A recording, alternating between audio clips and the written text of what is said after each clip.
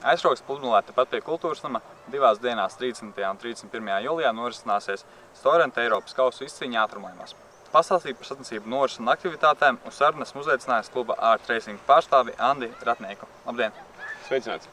Tātad, kā vispār radās šī ideja par Eiropas kausa posma rīkošanu aizkrauklē? Ideja pati par sevi radās. Mērķis bija uzorganizēt sacensību un nolēmām, ja reiz kaut ko daram, tad daram par nopietnu un taisam Eiropas čempionāta posmu. Un pati ideja ietilpst visā, ja tā varētu teikt, filozofijā, popularizēt ūdens motosportu, piesaistīt jaunus pilotus, jaunus dalībniekus. Un šis ir viens no veidiem, kā iedzīvotājiem, kā cilvēkiem pastāstīt par šo sporta veidu. Tā kad, šis arī ir rezultāts.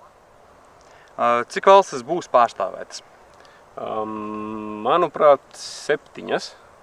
Jāuzskaita Itālija, Vācija, Čehija, Anglija, Ungārija, Austrija, lietuvieši, iespējams, kad arī igauņu pilots būs.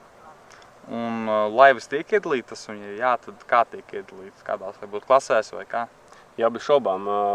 Laivas noteikti tiek iedalītas dažādās laivu klasēs. Sākot ar mazākajām laivām, JT 250 un GT 15, kur pilotiem ir tikai 10 līdz 16 gadiem. Un ātrākās laivu klases, vienas no ātrākajām, kur arī būs Eiropas piloti, FR 1000 jeb gliseru klase un O350 skuteru klase. Un tad šīs klases mēs arī varēsim redzēt, ja? Jā, bez šaubām. Šīs divas klases, viņām arī ir Eiropas čempionāts. Vai sacensībās piedalīsies arī mūsu puses novatnieki? Un kas tie ir? Jā, aizkrauklas klubam Art Racing no vietējiem, daži, kuri dzīvo tuvāk, daži, kuri dzīvo tālāk. Gliseru klasē būs aizkrauklis Lotārs Millers un Ogres iedzīvotājs Dāvis Aupe, kurš šogad ir uzsācis ūdens motosportista gaitas, un O350 klasi pārstāvējušos pats. Ko pasākumu apmeklētāji vēl varēs redzēt un darīt šajā sacensību laikā? Tepat man priekšā būs izvietota viena no ēdinātāju teltīm.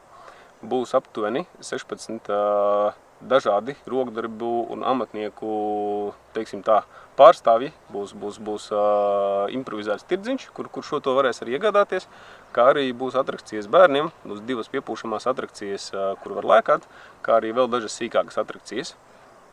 Un vai kādu no laivām būs iespējams arī apskatīt no iekšas, no ārpuses un pašam iekāpt iekšā? Jā, ir tā, ka tā vieta, ko mēs redzam man aiz muguras, tur tiks izvietota sportistu laiva, sportistu nometne zona ar teltīm, instrumentiem, laivām.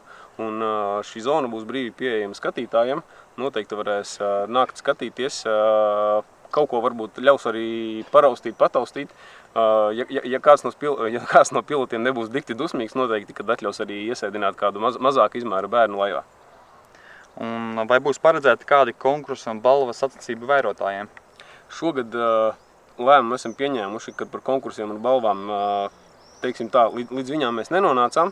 Tā ir laba ideja, kuru esam ņēmuši vērā arī pēc ieteikumiem. Un doma ir tāda, ka to mēs noteikti izdarīsim nākošgad.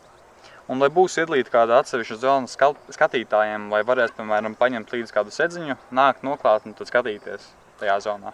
Jā, tieši tā arī būs, kad no stadiona ielas uz labo pusi, jeb uz ūdens pusi, visa piekraste ir paredzēta skatītājiem. Noteikti ņemiet līdzi atribūtus, krēsliņus, sedziņas, tā, lai jums pašiem ir ērti. Par ēdināšanu un padzeršanos gādās ēdinātāji, taču par komfortu norises vietā noteikti jūs spējat parūpēties paši. Pieņemsim, esmu iegādājies to biļeti un es vēlās iziet ārā, vai būs pēc tam iespēja tikt atpakaļ iekšā? Jā, tāda iespēja tiks nodrošināta. Ik viens, kas ir nopircis biļeti, iegājis iekšā, drīkst iziet ārā bez šaubām un atgriezties atpakaļ gan tajā pašā dienā, gan arī nākošajā dienā.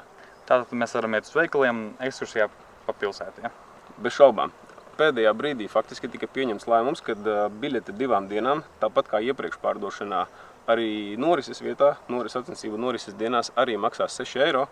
Tā, kad ar 6 eiro jūs redzēsiet pasākumu 2 dienu garumā. Arī 20. jūlijā TV redzījumā Zebra tā vadītājiem Paulam Timrotam un latviešu rallija krosa autobraucējiem Reinim Nitišam bija iespēja izmēģināt ātrumlaivas. Un vai kāds no viņiem kādreiz jau bija braucis ar tādām? Nē, braukuši viņi nebija un viņiem tas bija noteikti liels piedzīvojums. Arī man. Es baidījos par tehniku, viņi baidījās par sevi. Gāja viņiem interesanti. Katrā ziņā abi divi izbrauca gan ar skuteru, gan ar gliseru klases laivām. Tā kad bija gara filmēšanas pilna diena, kā rezultātā arī tie sižeti Zebras raidījumā. Bet vai tas ir tik viegli, kad nekad iepriekš to neesi darījis, un tu pēkšņi iesēdies un sāc braukt? Ir tā, ka gliseru klasē ir mazliet vienkāršāk. Tur ir daudz līdzīgas lietas, kā mēs esam pieraduši redzēt automašīnās, kur pretīm skuteru klasē tā instruktāža bija gana gara. Mēs tam tērējām pieklājīgu pusstundu, un es stāstīju daudz dažādas nianses, detaļas arī par dzinēju, arī par vadību, un viņiem izdevās labi, viss bija kārtībā. Paldies par interviju, un lai veic sacensību braucienos. Paldies, centīsimies!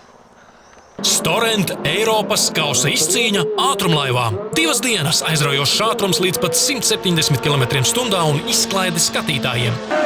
30. un 31. jūlijas aizkrauklē. Ātrākie sportisti no Latvijas un Eiropas. Ātruma ģenerālsponsors Seat Telkom. Biļetes iepriekšpārdošanā biļešu servis kasēs.